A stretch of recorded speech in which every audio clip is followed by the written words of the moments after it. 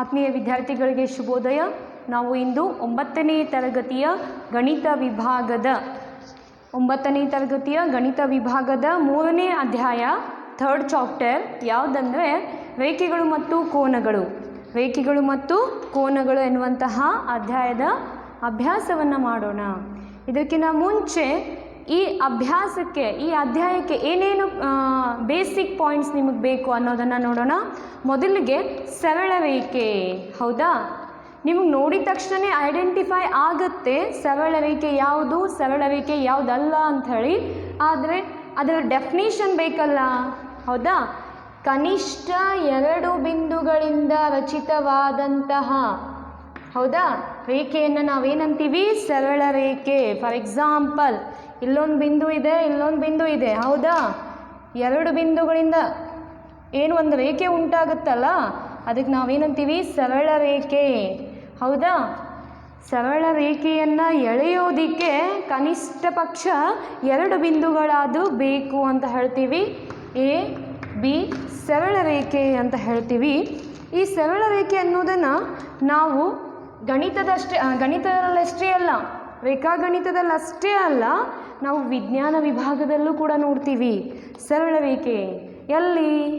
Pure ಆಗಿ ಫಿಸಿಕ್ಸಲ್ಲಿ ನೋಡ್ತೀವಿ ನಾವು. ಹೌದಾ, ಭೌತಶಾಸ್ತ್ರದಲ್ಲಿ ಬೆಳಕಿನ ಗುಣಲಕ್ಷಣಗಳಿರಬಹುದು.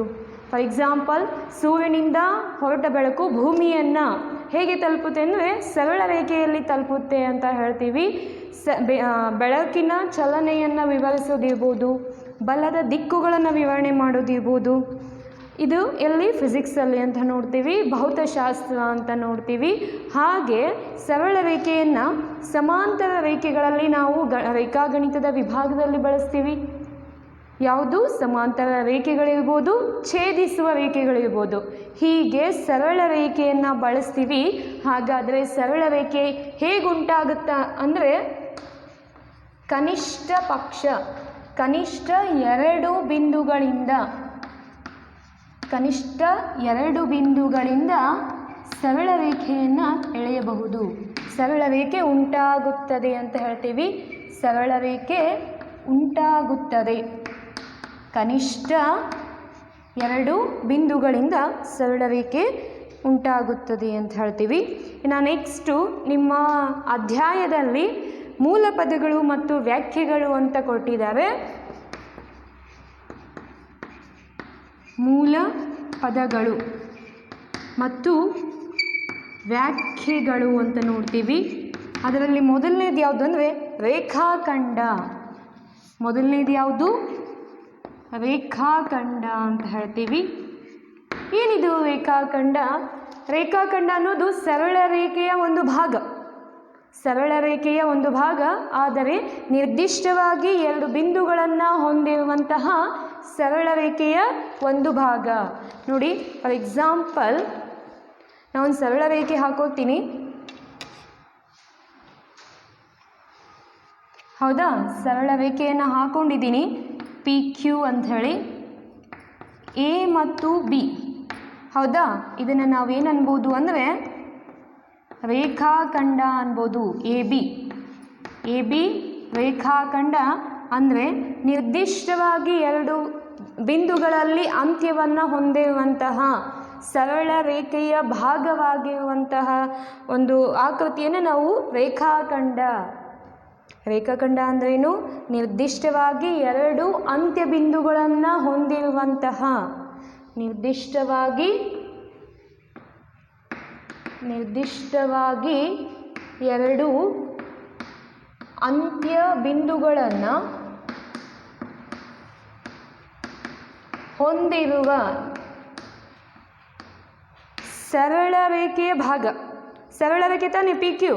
ಅದರ ಒಂದು ಭಾಗ ಯಾವುದು ಅಂದರೆ AB. ಹೌದಾ, ಹೊಂದಿರುವ ಸರಳ ರೇಖೆಯ ಭಾಗವೇ ಯಾವುದು? ರೇಖಾಖಂಡ. ಯಾವುದು? ರೇಖಾಖಂಡ.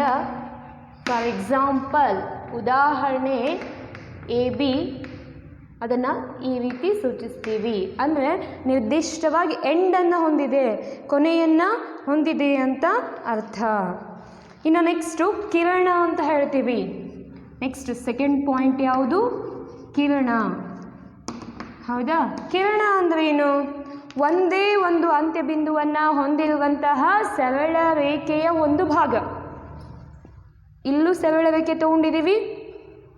ಎ ಬಿ ಎರಡು ಅಂತ್ಯಬಿಂದುಗಳಲ್ಲಿ ಗುರುತಿಸಿದ್ದೀವಿ. ಎ ಒಂದು ಅಂತ್ಯಬಿಂದು, ಬಿ ಒಂದು ಅಂತ್ಯಬಿಂದು, ಎ ಬಿ ರೇಖಾಖಂಡ. ಅದೇ ರೀತಿ ಒಂದು ಸರಳ ರೇಖೆಯ ಮೇಲಿರುವಂತಹ ಅಥವಾ ಒಂದೇ ಒಂದು ಅಂತ್ಯಬಿಂದುವನ್ನು ಹೊಂದಿರುವಂತಹ, ಇಲ್ಲಿ ಅಂತ್ಯಬಿಂದು, ಇಲ್ಲಿ ಸ್ಟಾಪ್ ಇದು ಓ ಅಂತ ಕನ್ಸಿಡರ್ ಮಾಡಿ, ಎ ಅಂತ ಕನ್ಸಿಡರ್ ಮಾಡಿ. ಓ ಎ ಇದು ಇಷ್ಟಕ್ಕೆ ಸ್ಟಾಪ್ ಆಗಲ್ಲ, ಹಾಗೆ ಕಂಟಿನ್ಯೂಸ್ ಆಗಿ ನೀವು ಎಲ್ಲಿ ಮಟನಾದರೂ ಇದನ್ನು ಎಳಿಬಹುದು. ಹೌದಾ? ಒಂದೇ ಒಂದು ಅಂತ್ಯಬಿಂದುವನ್ನು ಹೊಂದಿರುವಂತಹ ಸರಳ ರೇಖೆಯ ಭಾಗವನ್ನು ಕಿರಣ ಅಂತ ಕರಿತೀವಿ. ನೋಡಿ, ಒಂದೇ ಒಂದು ಅಂತ್ಯ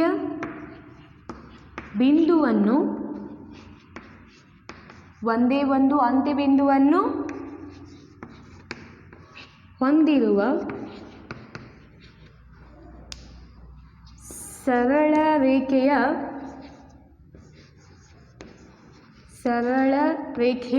ಒಂದು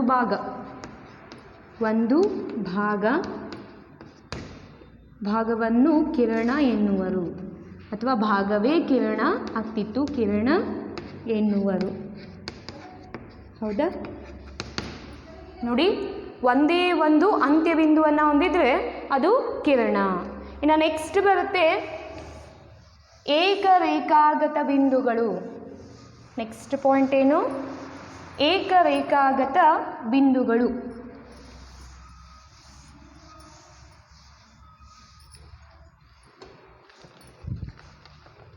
ಥರ್ಡ್ ಪಾಯಿಂಟ್, ಏಕರೇಖಾಗತ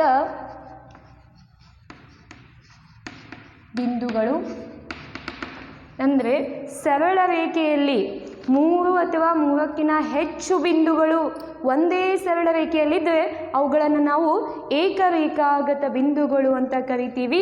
ಫಾರ್ ಎಕ್ಸಾಂಪಲ್ ಇಲ್ಲಿ ನೋಡಿ, ಇದೊಂದು ಸರಳ ರೇಖೆ. ಹೌದಾ? P Q. ಇದರಲ್ಲಿ ನಾನು ಮಿಡಲ್ ಎಷ್ಟಾದರೂ ಬಿಂದುಗಳನ್ನು ಗುರುತಿಸ್ಬೋದು. ನಾನು 4 ಬಿಂದುಗಳನ್ನು ಗುರುತಿಸ್ತೀನಿ. A B C D, A B C D. 3 ಅಥವಾ 3ಕ್ಕಿಂತ ಹೆಚ್ಚು ಬಿಂದುಗಳು, 3 ಅಥವಾ ಅದಕ್ಕಿಂತ ಹೆಚ್ಚು ಬಿಂದುಗಳು ಒಂದೇ ಸರಳ ರೇಖೆಯ ಮೇಲಿದ್ದರೆ ಅಂಥವುಗಳನ್ನು ಏಕರೇಖಾಗತ ಬಿಂದುಗಳು ಅಂತ ಹೇಳ್ತೀವಿ. ಇಲ್ಲದೇ ಇದ್ದರೆ ಅವು ಏಕರೇಖಾಗತವಲ್ಲದ ಬಿಂದುಗಳು. ಹೌದಾ? ಇಲ್ಲಿ ನೋಡಿ, 3 ಅಥವಾ 3ಕ್ಕಿಂತ ಹೆಚ್ಚು ಬಿಂದುಗಳು.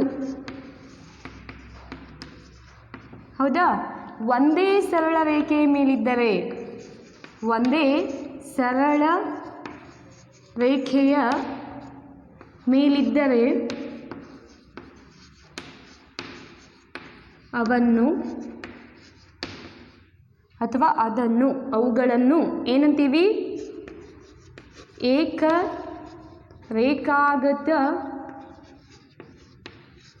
ಬಿಂದುಗಳು ಎನ್ನುವರು. ಉದಾಹರಣೆ ಎ ಬಿ ಸಿ ಡಿ ಇವೆಲ್ಲ ಏನಾಗಿವೆ? ಏಕರೇಖಾಗತ ಬಿಂದುಗಳಾಗಿವೆ. ಏಕರೇಖಾಗತ ಬಿಂದುಗಳಾಗಿವೆ. ಇನ್ನು ನೆಕ್ಸ್ಟ್ ಏನು ಮಾಡ್ತೀವಿ? ಕೋನಗಳು. ಏನು? ಕೋನಗಳು. ಕೋನವನ್ನು ಉಂಟು ಮಾಡೋದಕ್ಕೆ ಏನೇನು ಬೇಕು? 2 ಕಿರಣಗಳಿರಬೇಕು, ಒಂದು ಸಾಮಾನ್ಯ ಬಿಂದು ಬೇಕು. ಹೌದಾ? ಡೆಫಿನಿಷನ್ ಹೇಗೆ ಮಾಡ್ತಾವೆ ನೋಡಿ, ಒಂದು ಬಿಂದುವಿನಿಂದ ಹೊರಟ 2 ಕಿರಣಗಳಿಂದ ಉಂಟಾದ ಆಕೃತಿಯನ್ನು ಕಿರಣ ಎನ್ನುವರು. ನೋಡಿ, ಕೋನ ಎನ್ನುವರು. ಓಕೆ, ಕೋನಗಳು ಒಂದು ಬಿಂದುವಿನಿಂದ ಹೊರಟ ಒಂದು ಬಿಂದುವಿನಿಂದ ಹೊರಟ ಎರಡು ಕಿರಣಗಳಿಂದ ಉಂಟಾದ ಆಕೃತಿ. ಒಂದು ಬಿಂದುವಿನಿಂದ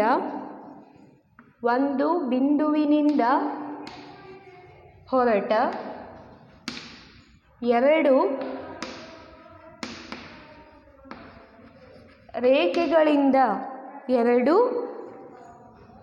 ರೇಖೆಗಳಿಂದ ಉಂಟಾದ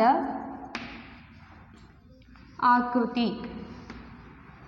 ಇದನ್ನು ನಾವೇನಂತೀವಿ? ಕೋನ ಎನ್ನುವರು. ಇದನ್ನು ನಾವೇನಂತೀವಿ?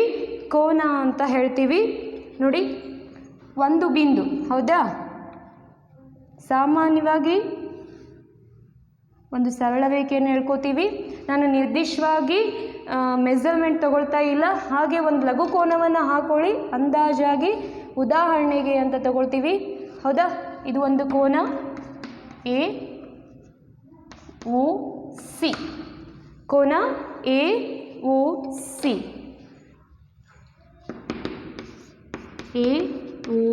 ಅಂತ ಹೇಳ್ತೀವಿ. ಓಕೆ, AOC ಕೋನ ಅಂತ ಹೇಳ್ತೀವಿ. ಒಂದು ಬಿಂದುವಿನಿಂದ ಹೊರಟಿರಬೇಕು, ಎರಡು ಬಾಹುಗಳಿಂದ ಆವೃತವಾಗಿರಬೇಕು. ಇಲ್ಲಿ ಕಿರಣಗಳು ಅಂತ ಇದ್ದಾವಲ್ಲ, ಇದನ್ನು ಕೋನದ ಬಾಹುಗಳು.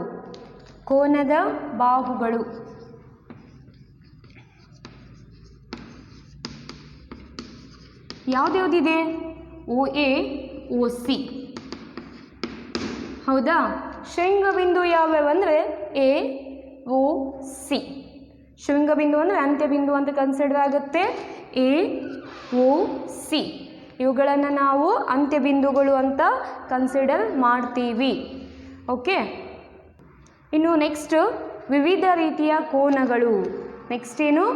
ವಿವಿಧ ರೀತಿಯ ಕೋನಗಳು ಅಂತ ಸ್ಟಡಿ ಮಾಡೋಣ. ಯಾವ್ಯಾವ್ದಿದೆ ಕೋನಗಳ ವಿಧಗಳು? ಓಕೆ, ನೀವು 5th ಸ್ಟ್ಯಾಂಡರ್ಡಿಂದ ನೋಡಿದ್ದೀರ ಕೋನಗಳ ವಿಧಗಳನ್ನು. ಯಾವ್ದ್ಯಾವುದು ಅಂದರೆ ಲಘುಕೋನ, ಲಂಬಕೋನ, ವಿಶಾಲ ಕೋನ ಅಥವಾ ಅಧಿಕ ಕೋನ ಅಂತ ಹೇಳ್ತೀವಿ. ಆಮೇಲೆ ಸರಳ ಕೋನ, ನೆಕ್ಸ್ಟು ಸರಳಾಧಿಕ ಕೋನ, ನೆಕ್ಸ್ಟು ಪೂರ್ಣ ಕೋನ ಅಂತಲೂ ಅಭ್ಯಾಸ ಮಾಡ್ತೀವಿ, ಹೌದಾ? ಕೋನಗಳ ವಿಧಗಳು ಅಂತ ನೋಡೋಣ.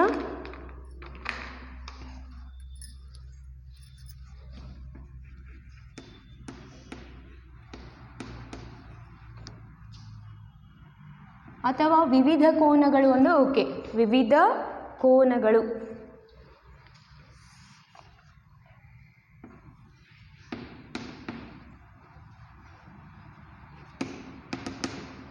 ಯಾವ್ಯಾವು?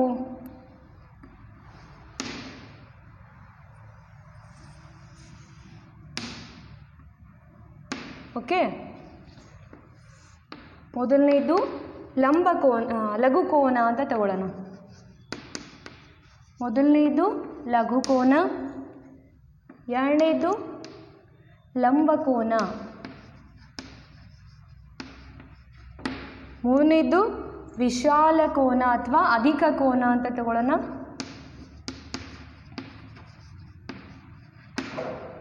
ಇನ್ನು ನೆಕ್ಸ್ಟು ಸರಳ ಕೋನ,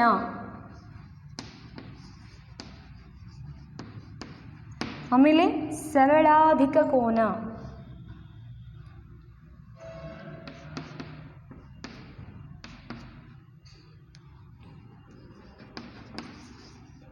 ಸರಳಾಧಿಕ ಕೋನ. ನೆಕ್ಸ್ಟ್ ಲಾಸ್ಟ್ ಒನ್ ಬರುತ್ತೆ ಪೂರ್ಣ ಕೋನ ಅಂತ ಹೇಳಿ. ಯಾವುದು? ಪೂರ್ಣ ಕೋನ.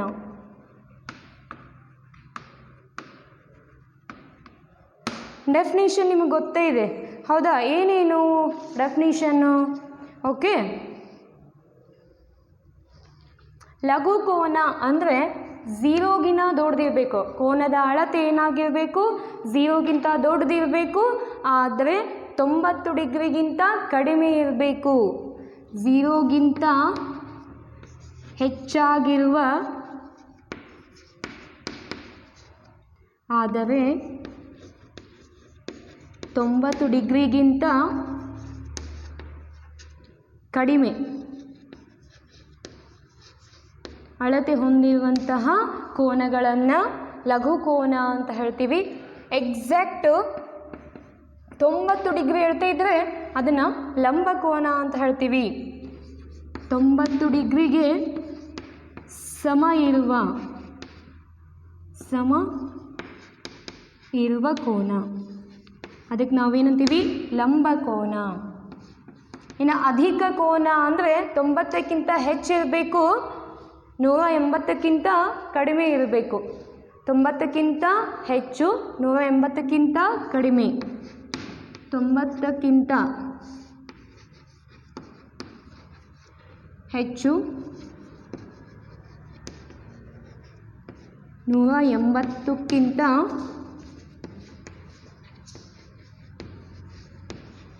ಕಡಿಮೆ ಅಳತೆ ಹೊಂದಿರುವಂತಹದ್ದು. ಕಡಿಮೆ ಅಳತೆ ಹೊಂದಿರುವಂಥದ್ದನ್ನು ನಾವು ಅಧಿಕ ಕೋನ ಅಂತ ಹೇಳ್ತೀವಿ. ಇನ್ನು ಸರಳ ಕೋನ ಅಂದರೆ 180 ಡಿಗ್ರಿಗೆ ಸಮ ಇರಬೇಕು. 180 ಡಿಗ್ರಿಗೆ ಸಮ. ಇದಕ್ಕೆ ನಾವೇನಂತೀವಿ ಸರಳ ಕೋನ ಅಂತ ಹೇಳ್ತೀವಿ. ಇನ್ನು ಸರಳಾಧಿಕ ಕೋನ ಅಂದರೆ 180ಕ್ಕಿಂತ ಹೆಚ್ಚು ಇರಬೇಕು, 360ಕ್ಕಿಂತ ಕಡಿಮೆ ಇರಬೇಕು. ಹೌದಾ? 180ಕ್ಕಿಂತ ಹೆಚ್ಚು, 360 ಡಿಗ್ರಿಗಿಂತ ಕಡಿಮೆ. ಹೌದಾ? ಕಡಿಮೆ ಇತ್ತು ಅಂದರೆ ನಾವು ಸರಳಾಧಿಕ ಅಂತ ಹೇಳ್ತೀವಿ. ಇನ್ನು ನೆಕ್ಸ್ಟ್ ಬರುತ್ತೆ ಪೂರ್ಣ ಕೋನ ಅಂದರೆ 360 ಡಿಗ್ರಿಗೆ ಸಮ. 360 ಡಿಗ್ರಿಗೆ ಸಮ ಇರುವಂಥದ್ದು. ಇದಕ್ಕೆ ನಾವೇನಂತ ಹೇಳ್ತೀವಿ ಅಂದರೆ ಪೂರ್ಣ ಕೋನ ಅಂತ ಹೇಳ್ತೀವಿ. ಯಾವುದು? ಪೂರ್ಣ ಕೋನ. ನೋಡಿ, ಲಘು ಕೋನ ಅಂದರೆ ಏನು? 0ಗಿಂತ ಹೆಚ್ಚಿಗೆ ಇರಬೇಕು, 90ಕ್ಕಿಂತ ಕಡಿಮೆ ಇರಬೇಕು. ಲಂಬ ಕೋನ ಅಂದರೆ 90 ಡಿಗ್ರಿಗೆ ಸಮ ಇರಬೇಕು. ಅಧಿಕ ಕೋನ ಅಂದರೆ 90ಕ್ಕಿಂತ ಹೆಚ್ಚು, 180ಕ್ಕಿಂತ ಕಡಿಮೆ. ಏನಕ್ಕಂದರೆ 180ಕ್ಕೆ ಯಾವ್ದು ಸಮ ಇರುತ್ತೆ? ಸರಳ ಕೋನ. ಸರಳ ಕೋನ ಎಷ್ಟಕ್ಕೆ ಸಮ ಇರುತ್ತೆ ಅಂದರೆ 180ಕ್ಕೆ ಸಮ ಇರುತ್ತೆ. ಹಾಗಾದರೆ ಸರಳಾಧಿಕ ಅಂದರೆ 180ಕ್ಕಿಂತ ಹೆಚ್ಚು, 360ಕ್ಕಿಂತ ಕಡಿಮೆ ಅಳತೆ ಹೊಂದಿರುವಂತಹ ಕೋನ. 180ಕ್ಕಿಂತ ಹೆಚ್ಚು, 360ಕ್ಕಿಂತ ಕಡಿಮೆ ಇರುವಂಥದ್ದು. ಇನ್ನು ನೆಕ್ಸ್ಟ್ ಪೂರ್ಣ ಕೋನ ಅಂತ ಹೇಳ್ತೀವಿ. ಪೂರ್ಣ ಕೋನ ಅಂದರೆ 360 ಡಿಗ್ರಿಗೆ ಸಮನಾಗಿರುವಂತಹ ಕೋನ ಪೂರ್ಣ ಕೋನ ಅಂತ ಹೇಳ್ತೀವಿ. ಇದೇನು ವಿವಿಧ ರೀತಿಯ ಕೋನಗಳು ಅಂತ ನೋಡಿದ್ವಿ. ಇದು ಅಳತೆಗಳ ಬೇಸ್ ಮೇಲೆ ನಾನು ಹೇಳಿದೆ. ಹೌದಾ? ಈಗ ನಾನು ಕೆಲವೊಂದಿಷ್ಟು ಎಕ್ಸಾಂಪಲ್ಸ್ನ ಬೋರ್ಡ್ ಮೇಲೆ ಬರಿತೀನಿ. ರಫ್ಲಿ ಅದರದ್ದು ಮೆಜರ್ಮೆಂಟೂ ಬರಿತೀನಿ. ಅವುಗಳನ್ನು ನಾವು ವಿಂಗಡಣೆ ಮಾಡೋಣ. ಅದು ಏನು ಲಘು ಕೋನನೋ, ಲಂಬ ಕೋನನೋ, ಸರಳಾಧಿಕ ಕೋನನೋ, ಪೂರ್ಣ ಕೋನನೋ ಅಂತ. ಹೌದಾ? ಸೊ ಇದೇನು ಅಕಾರ್ಡಿಂಗ್ ಟು ಡೆಫಿನಿಷನ್ ಇದು. ಹೌದಾ? ಇವಾಗ ಕೋನಗಳನ್ನು ಕೊಡ್ತಾರೆ, ಅವುಗಳ ಅಳತೆಗಳನ್ನು ನೋಡಿ ಅವು ಎಂತಹ ಕೋನಗಳು ಅನ್ನೋದನ್ನು ನಾವು ಜಡ್ಜ್ ಮಾಡಬೇಕು. ಓಕೆನಾ?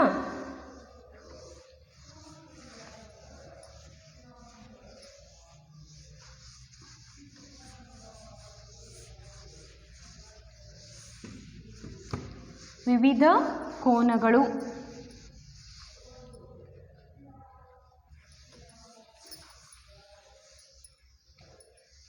ಫಾರ್ ಎಕ್ಸಾಂಪಲ್,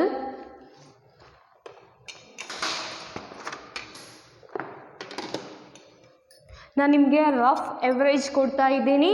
ಮೆಜರ್ಮೆಂಟು ನಾವು ಕನ್ಸ್ಟ್ರಕ್ಷನ್ ಮಾಡ್ತೀವಲ್ಲ ಅಲ್ಲಿ ತಗೊಳ್ಳೋಣ, ರಚನೆಗಳನ್ನು ಮಾಡ್ತೀವಲ್ಲ ಅಲ್ಲಿ ಪಕ್ಕಾ ಮೆಜರ್ಮೆಂಟಿಂದ ತಗೊಳ್ಳೋಣ. ಇಲ್ಲಾಂದರೆ ಫಾರ್ ಎಕ್ಸಾಂಪಲ್ ನಾವು ಮೆಜರ್ಮೆಂಟ್ ತೊಗೊಂಡೇ ಮಾಡೋಣ, ಏನು ಸಮಸ್ಯೆ ಇಲ್ಲ. ಹೌದಾ? ಫಾರ್ ಎಕ್ಸಾಂಪಲ್ ನಾವೇನು ಹಾಕಿದ್ದೀವಿ, ಈಗ ಒಂದು ಬೇಸ್ ಹಾಕಿದ್ದೀವಿ. ಹೌದಾ? ಪಾದ ಹಾಕಿದ್ದೀವಿ ಅಂತ ಕನ್ಸಿಡರ್ ಮಾಡೋಣ. ಇದ್ರ ಮೇಲೆ ಒಂದು ಕೋನ ಇದೆ. ಎಷ್ಟು ಡಿಗ್ರಿ ಇದೆ ಅಂದರೆ ನೋಡಿ, ಈ ಥರ ಈ ಲೈನ್ ಇದೆಯಲ್ಲ 0 ಡಿಗ್ರಿ, 0ದು ಅದು ನಿಮ್ಮ ಲೈನ್ ಮೇಲೆ ಇರಬೇಕು. ಹೌದಾ? ಒಂದು 60 ಡಿಗ್ರಿಗೆ ಗುರುತು ಮಾಡ್ಕೊಳ್ಳಿ, ಅದಕ್ಕೆ ಒಂದು ಲೈನ್ ಹಾಕಿ. ಹೌದಾ?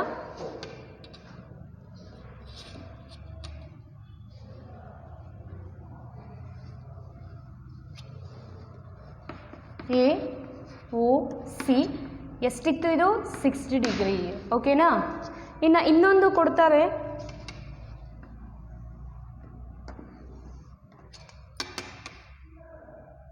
ಇದು ಮೆಜರ್ಮೆಂಟ್ ಮಾಡಿದಾಗ ನಿಮಗೆ ಕರೆಕ್ಟಾಗಿ 90 ಡಿಗ್ರಿನೇ ಬರೋದು. ಹೌದಾ. B D E. ಓಕೆ. ಇನ್ನೊಂದು ಕೋನ ತಗೊಳ್ಳೋಣ. ಸರಳ ರೇಖೆ ಇದ್ದಂಥದ್ದು ಯಾವತ್ತೂ ನಿಮಗೆ ಗೊತ್ತು, ಸರಳ ರೇಖೆ ಏನಾಗಿರುತ್ತೆ, 180 ಡಿಗ್ರಿಗೆ ಸಮನಾಗಿರುತ್ತೆ. 180 ಡಿಗ್ರಿಗೆ ಸಮನಾಗಿರುತ್ತೆ. ಈ ರೀತಿಯಾದಂತಹ ಕೋನಗಳನ್ನು ನಿಮಗೆ ಕೊಡ್ತಾರೆ. ಇವುಗಳು ಯಾವುವು ಅಂತ ಕೇಳ್ತಾರೆ. ಹೌದಾ. ಮೊದಲನೇದು ಯಾವುದು, 0ಗಿಂತ ಹೆಚ್ಚಿದೆ, 90ಕ್ಕಿಂತ ಕಡಿಮೆ ಇದೆ, ಹಾಗಾದರೆ ಲಘುಕೋನ.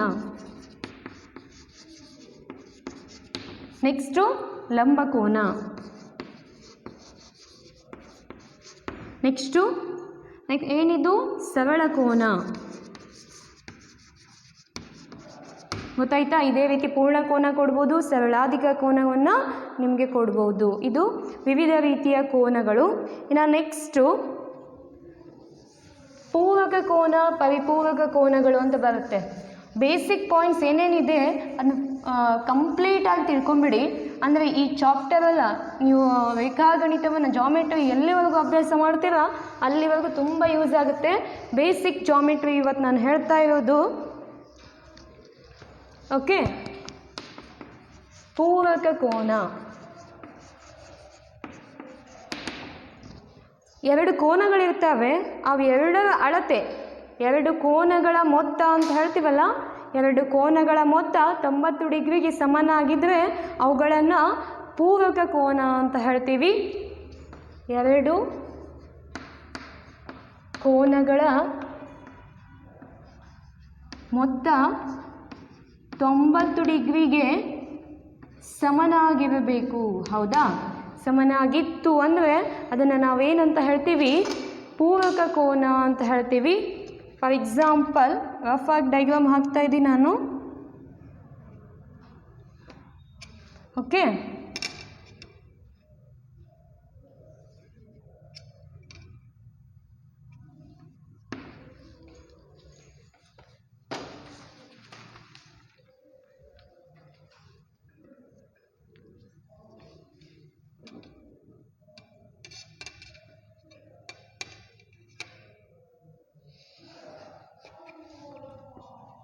ಇದೆಷ್ಟಿದೆ, 35 ಇದೆ. ಹೌದಾ. ಅಂದಾಜು ಇದು 55 ಇದೆ ಅಂತ ತಿಳ್ಕೊಳ್ಳಿ. P Q R X. Okay. Q X ಅಂತ ತಗೊಳ್ಳಿ. ಇವೆರಡರ ಮೊತ್ತ ನೋಡಿ, P Q X plus X Q R. ಇವೆರಡನ್ನ ಸೇರಿಸಿದ್ರೆ ನಮಗೇನು ಬರಬೇಕು ಅಂದರೆ 90 ಡಿಗ್ರಿಗೆ ಸಮ ಆಗಬೇಕು. ಹೌದಾ. ಇನ್ನೊಂದು ರೀತಿ ಉದಾಹರಣೆಗಳನ್ನು ಕೊಡ್ತಾರೆ, ಸಪ್ರೇಟಾಗಿ ಕೋನಗಳನ್ನು ಕೊಡ್ತಾರೆ. ಹೌದಾ.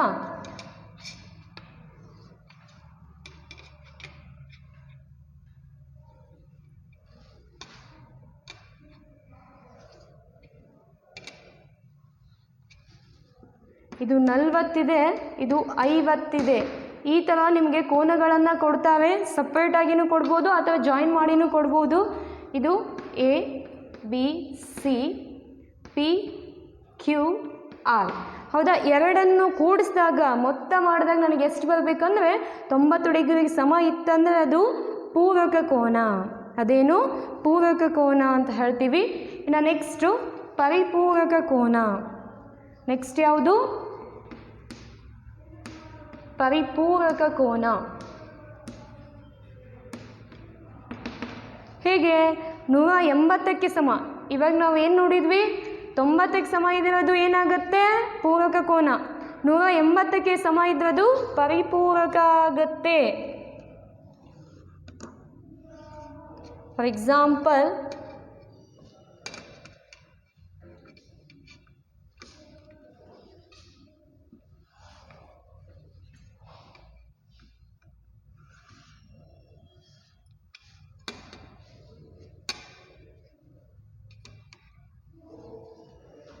ಹೌದಾ. ನೋಡಿ, ಒಂದು ವಿಶಾಲ ಕೋನ ಕೊಟ್ಟಿದ್ದೀನಿ, ಒಂದು ಲಘು ಕೋನ ಕೊಟ್ಟಿದ್ದೀನಿ.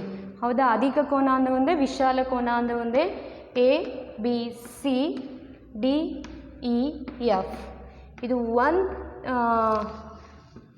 50 ಇದೆ ಅಂತ ತಿಳ್ಕೊಳ್ಳಿ, ಇದು 30 ಇದೆ ಅಂತ ತಿಳ್ಕೊಳ್ಳಿ. ಹೌದಾ?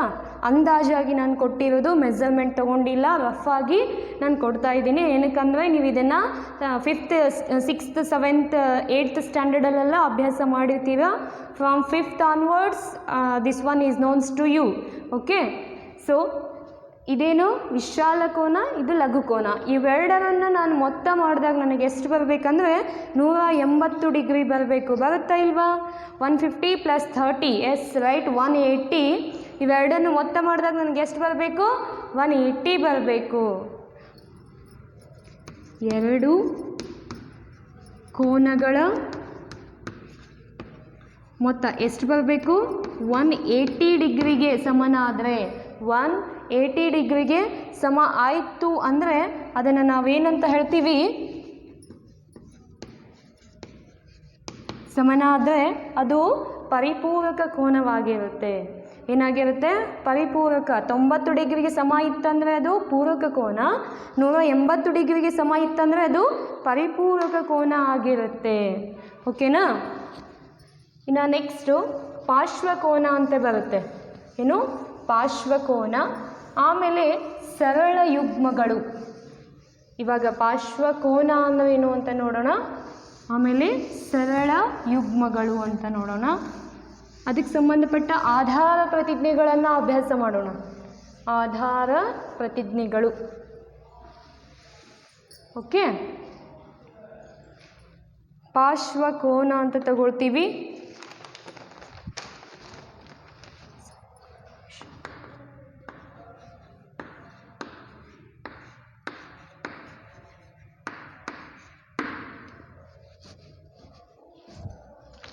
ನೋಡಿ, ಒಂದು ಸಾಮಾನ್ಯ ಶೃಂಗ, ಮತ್ತೊಂದು ಸಾಮಾನ್ಯವಾದ ಬಾಹು. ಒಂದು ಸಾಮಾನ್ಯ ಶೃಂಗಬಿಂದು ಮತ್ತು ಸಾಮಾನ್ಯವಾದಂತಹ ಒಂದು ಬಾಹು. ಸಾಮಾನ್ಯವಲ್ಲದ ಉಳಿದೆರಡು ಬಾಹುಗಳನ್ನು ವಿವಿಧ ಕಡೆ ಹೊಂದಿರುವಂತಹ ಕೋನವನ್ನು ಪಾರ್ಶ್ವಕೋನ ಅಂತ ಹೇಳಿ ಕರಿತೀವಿ. ಒಂದು ಸಾಮಾನ್ಯವಾದಂತಹ ಬಾಹು ಮತ್ತು ಶೃಂಗಬಿಂದು. ಯಾವುದ್ಯಾವುದು? ಶೃಂಗಬಿಂದು, ಸಾಮಾನ್ಯವಾದಂತಹ ಶೃಂಗಬಿಂದು ಮತ್ತು ಸಾಮಾನ್ಯವಾದ ಬಾಹು. ಸಾಮಾನ್ಯ ಬಾಹು.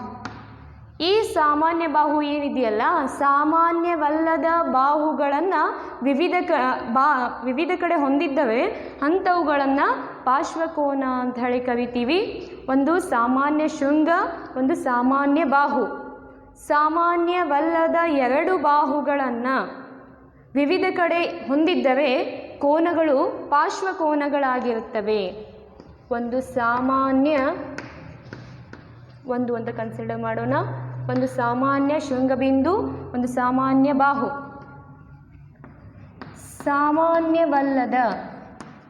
ಸಾಮಾನ್ಯವಲ್ಲದ ಎರಡು ಬಾಹುಗಳನ್ನು ವಿವಿಧೆಡೆ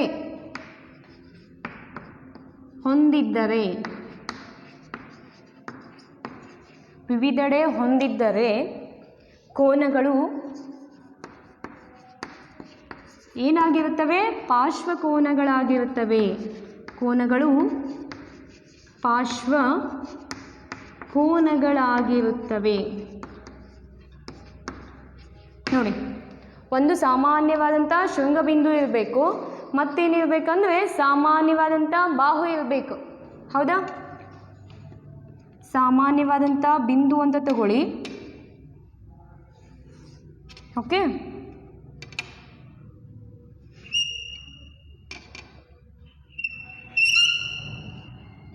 O A B C. Okay, ಇದನ್ನು ಮೊದಲನೇ ಕೋನ ಅಂತ ಕರೆದ್ರೆ ಇದು ಎರಡನೇ ಕೋನ ಅಂತ ಕರೀರಿ. ಇದು ಎರಡನೇ ಕೋನ, ಇದು ಮೊದಲನೇದಾದರೆ ಅದು ಎರಡನೇದು. ಹೌದಾ? ಎರಡು ಕೋನಗಳಿವೆ ಇಲ್ಲಿ, ಎ ಒ ಬಿ. ಹೌದಾ? A O B, B O C ಇದೆ. A O B, B O C ಇದೆ. ಹೌದಾ? ಇಲ್ಲಿ ಸಾಮಾನ್ಯ ಶೃಂಗಬಿಂದು ಯಾವುದು? ಓ. ಸಾಮಾನ್ಯ ಶೃಂಗಬಿಂದು ಯಾವುದು? ಓ. ಸಾಮಾನ್ಯ ಬಾಹು ಯಾವುದು? O B.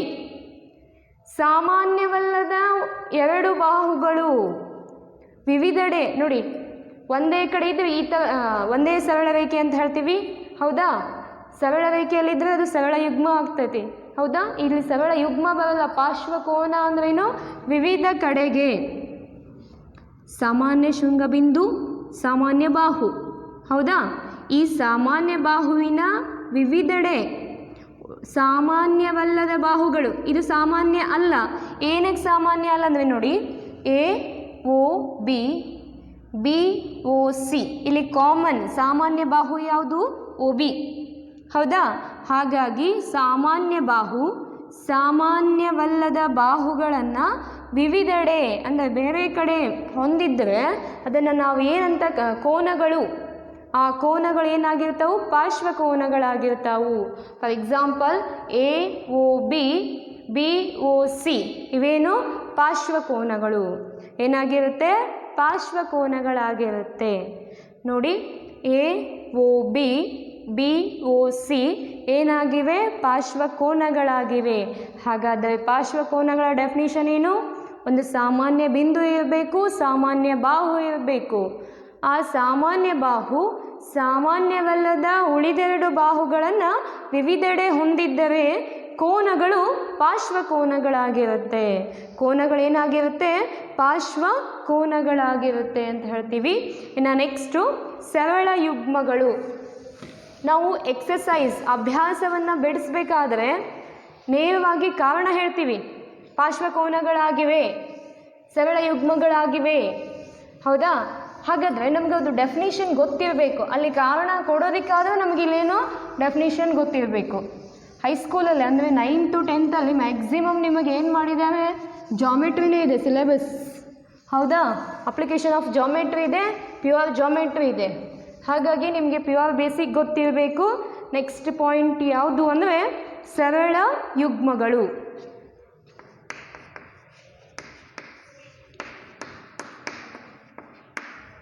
ಸರಳ ಯುಗ್ಮಗಳು.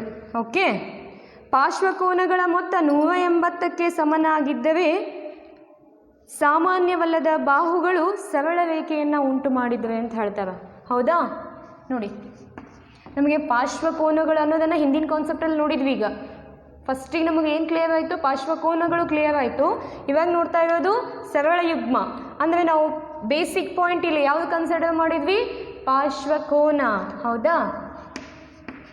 ಪಾರ್ಶ್ವಕೋನಗಳ ಮೊತ್ತ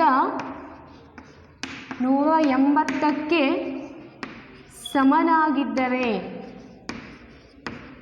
180ಕ್ಕೆ ಸಮನಾಗಿದ್ದರೆ ಅಥವಾ ಸಾಮಾನ್ಯವಲ್ಲದ ಬಾಹುಗಳು ಸರಳ ರೇಖೆಯನ್ನು ಉಂಟು ಮಾಡಿದರೆ ಕೋನಗಳು ಸರಳ ಯುಗ್ಮಗಳಾಗಿವೆ.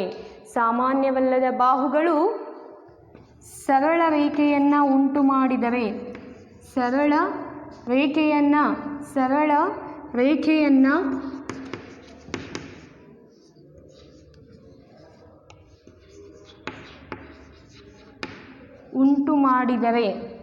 ರೇಖೆಯನ್ನು ಉಂಟು ಮಾಡಿದರೆ ಕೋನಗಳು ಸರಳ ಯುಗ್ಮಗಳಾಗಿರುತ್ತವೆ.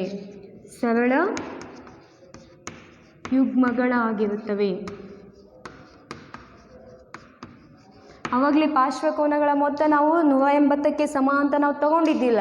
ಆದರೆ ಇಲ್ಲಿ ತಗೊಳ್ತೀವಿ ಪಾರ್ಶ್ವಕೋನಗಳ ಮೊತ್ತ ಇನ್ ಕೇಸ್ 180ಕ್ಕೆ ಸಮ ಇರಬೇಕು. ಇಲ್ಲ ಅಂದರೆ ಏನು ಮಾಡಬೇಕು? ಸರಳ ರೇಖೆ ಅಂದರೆ ಆಬ್ವಿಯಸ್ಲಿ ನಮಗೇನು ಬರುತ್ತೆ? 180 ಡಿಗ್ರಿ ಅಂತಲೇ ಕನ್ಸಿಡರ್ ಆಗುತ್ತೆ, ಹೌದಾ? ನೋಡಿ,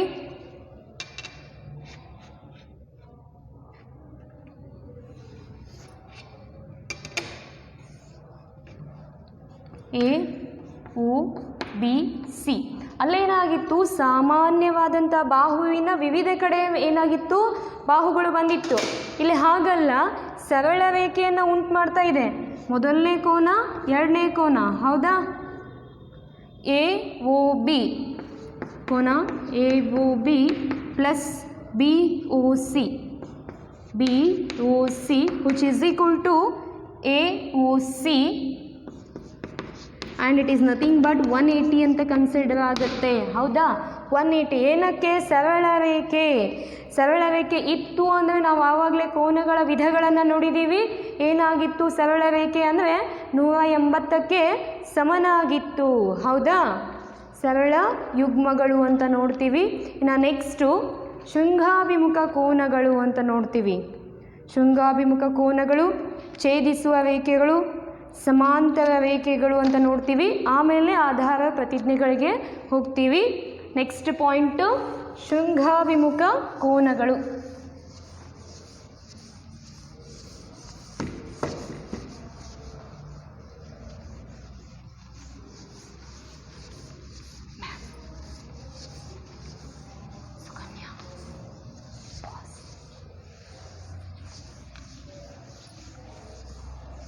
ಶೃಂಗಾಭಿಮುಖ ಕೋನಗಳು ಅಂದರೆ ಎರಡು ಸರಳ ರೇಖೆಗಳು ಪರಸ್ಪರ ಛೇದಿಸಿದಾಗ ಉಂಟಾಗುವಂತಹ ಕೋನಗಳು.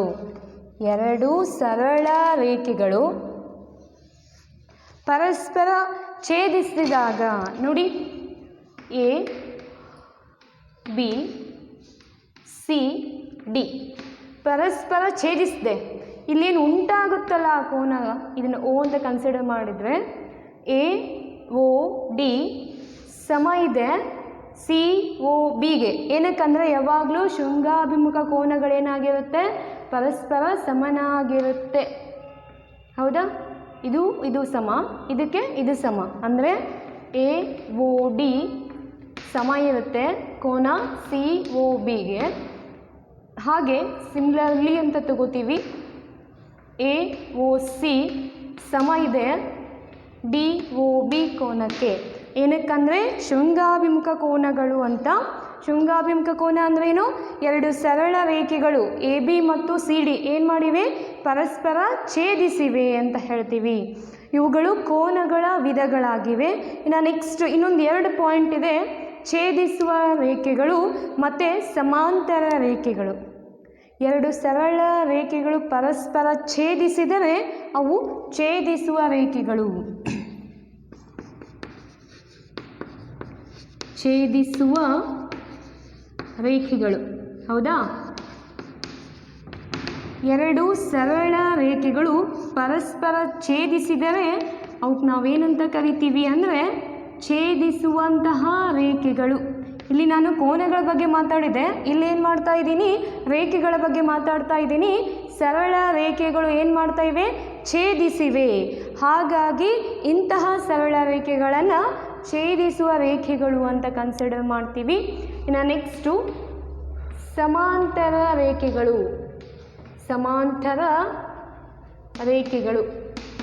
ಓಕೆ, ಎರಡು ಸರಳ ರೇಖೆಗಳ ನಡುವಿನ ಲಂಬ ದೂರ ಸಮನಾಗಿದ್ದರೆ, ನೀವು ಎಲ್ಲಾದರೂ ತಗೊಳ್ಳಿ. ಹೌದಾ? ಫಾರ್ ಎಕ್ಸಾಂಪಲ್ ಇಲ್ಲಿ ಎ ಬಿ ಇದೆ, ಇನ್ನೊಂದು ಬಿ ಸಿ ಇದೆ ಅಂತ ತಗೊಳ್ಳಿ. A B C D. Okay, B C ತೊಗೊಳಕ್ಕೆ ಬರಲ್ಲ, ಸಿ ಡಿ ತಗೋರಿ. ಇದರ ನಡುವಿನ ಲಂಬ ದೂರ ನೀವೆಲ್ಲ ಅಳತೆ ಮಾಡಿದ್ದು ಇದೇನಿರುತ್ತೆ ಅಂದರೆ ಸೇಮ್ ಇರುತ್ತೆ. ಹಾಗಾದರೆ ಎರಡು ಸರಳ ರೇಖೆಗಳ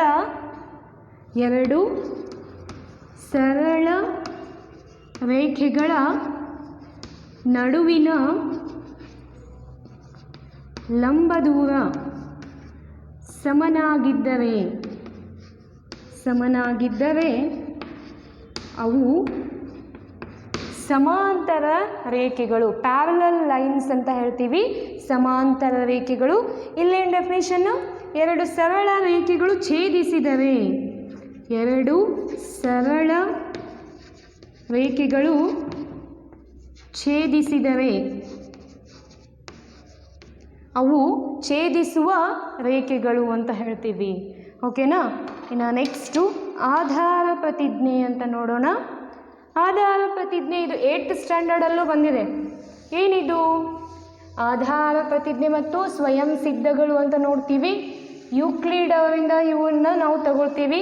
ಯೂಕ್ಲಿಡರ ಆಧಾರ ಪ್ರತಿಜ್ಞೆ ಮತ್ತು ಸ್ವಯಂ ಸಿದ್ಧಗಳು. ಹಾಗಾದರೆ ಏನು? ಸ್ವಯಂ ಸಿದ್ಧ ಅಂದ್ರೇನು, ಆಧಾರ ಪ್ರತಿಜ್ಞೆ ಅಂದ್ರೇನು?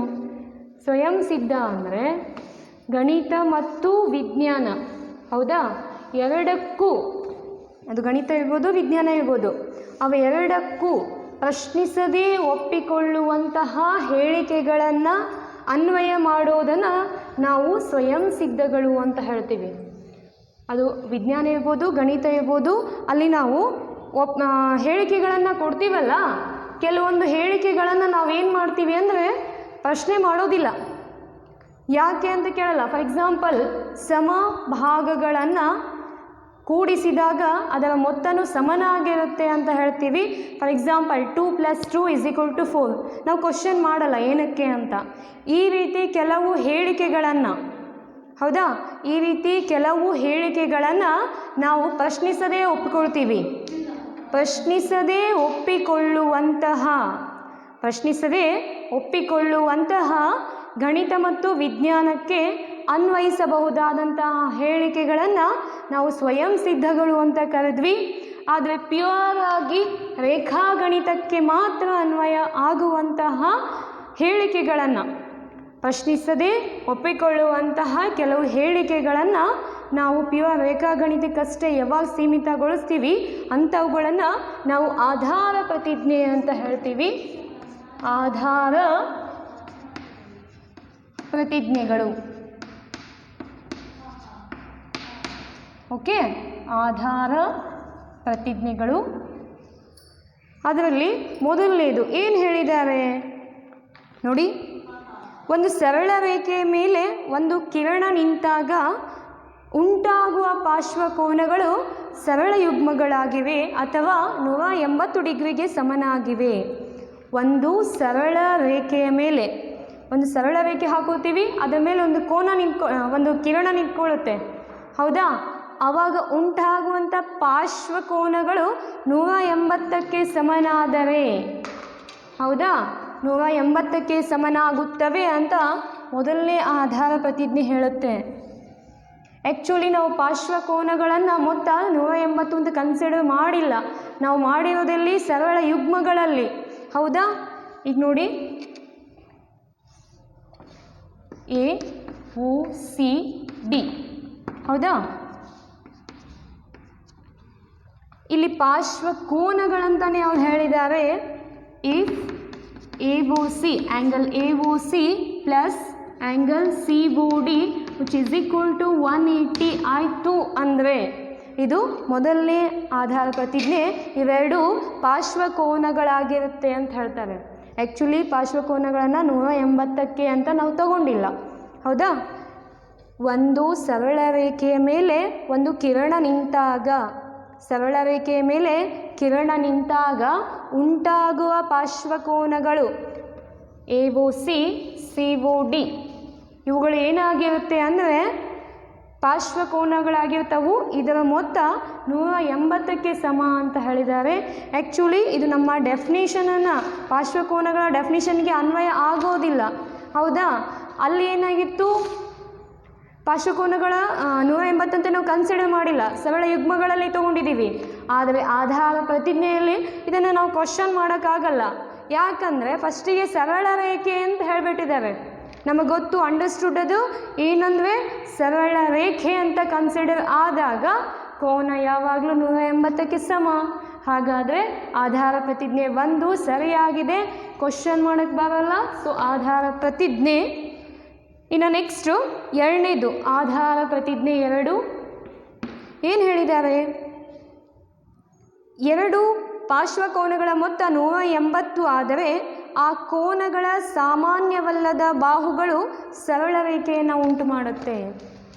ಎರಡು ಪಾರ್ಶ್ವಕೋನಗಳ ಮೊತ್ತ 180ಕ್ಕೆ ಸಮನಾದರೆ, ಎರಡು ಪಾರ್ಶ್ವಕೋನಗಳ ಮೊತ್ತ 180ಕ್ಕೆ ಸಮನಾದರೆ ಸಾಮಾನ್ಯವಲ್ಲದ ಬಾಹು ಏನು, ಸಾಮಾನ್ಯವಲ್ಲದ ಬಾಹುಗಳು ಸರಳ ರೇಖೆಯನ್ನು ಉಂಟು ಮಾಡುತ್ತವೆ.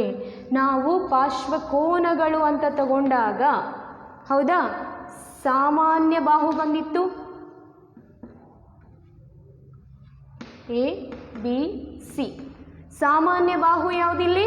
OB, ಹೌದಾ. ಇಲ್ಲಿ ಸಾಮಾನ್ಯವಲ್ಲದ ಬಾಹುಗಳು ಯಾವುವು? A O O C. ಸಾಮಾನ್ಯ ಬಾಹು ಒ ಬಿ, ಸಾಮಾನ್ಯವಲ್ಲದ ಬಾಹು ಎ ಒ ಒ ಸಿ. ನೋಡಿ, ಯಾವಾಗ ಅಂದರೆ ಪಾರ್ಶ್ವಕೋನಗಳ ಮೊತ್ತ 180ಕ್ಕೆ ಸಮನಾದಾಗ, ಪಾರ್ಶ್ವಕೋನಗಳ ಮೊತ್ತ 180ಕ್ಕೆ ಸಮನಾದಾಗ, 180ಕ್ಕೆ ಸಮನಾದಾಗ ಸರಳವಲ್ಲದ ಬಾಹುಗಳು, ಸಾಮಾನ್ಯವಲ್ಲದ ಬಾಹುಗಳು. ಸಾಮಾನ್ಯವಲ್ಲದ ಬಾಹುಗಳು ಯಾವ್ಯಾವು? ಎ ಒ ಮತ್ತು ಒ ಸಿ. ಏನಕ್ಕೆ ಸಾಮಾನ್ಯ ಬಾಹು ಯಾವುದು? O B.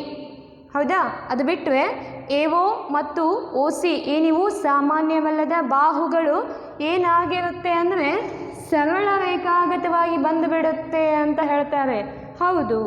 ಏನಕ್ಕೆ ಅಂದರೆ ಪಾರ್ಶ್ವಕೋನಗಳ ಮೊತ್ತ 180 ಅಂತ ಹೇಳಿಬಿಟ್ಟಿದ್ದಾರೆ.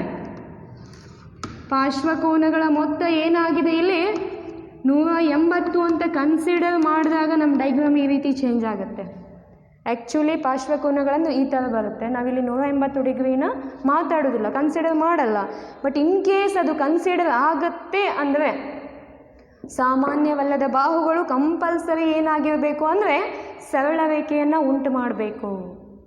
ಅಲ್ಲಿ ಮೊದಲು ಸರಳ ರೇಖೆ ಬಗ್ಗೆ ಮಾತಾಡ್ತಾರೆ. ಆಧಾರ ಪ್ರತಿಜ್ಞೆ 1. ಸರಳ ರೇಖೆಯ ಮೇಲೆ ಕಿರಣ ನಿಂತಾಗ ಪಾರ್ಶ್ವಕೋನಗಳ ಮೊತ್ತ 180ಕ್ಕೆ ಸಮನಾಗುತ್ತದೆ ಅಂತ ಮಾತಾಡ್ತಾರೆ. ಈ ಕಡೆ ಏನು ಹೇಳ್ತಾರೆ? ಪಾರ್ಶ್ವಕೋನಗಳ ಮೊತ್ತ 180ಕ್ಕೆ ಸಮನಾಯಿತು ಅಂದರೆ ಸಾಮಾನ್ಯವಲ್ಲದ ಬಾಹುಗಳು ಸರಳ ರೇಖೆಗಳನ್ನು ಉಂಟು ಮಾಡುತ್ತವೆ. ಹೌದಾ? ಹಾಗಾಗಿ ಸರಳ ರೇಖೆ ಅಂತ ಕನ್ಸಿಡರ್ ಆದಾಗ 180 ಡಿಗ್ರಿ ಬಂದೇ ಬರುತ್ತೆ. ಗೊತ್ತಾಯ್ತಾ?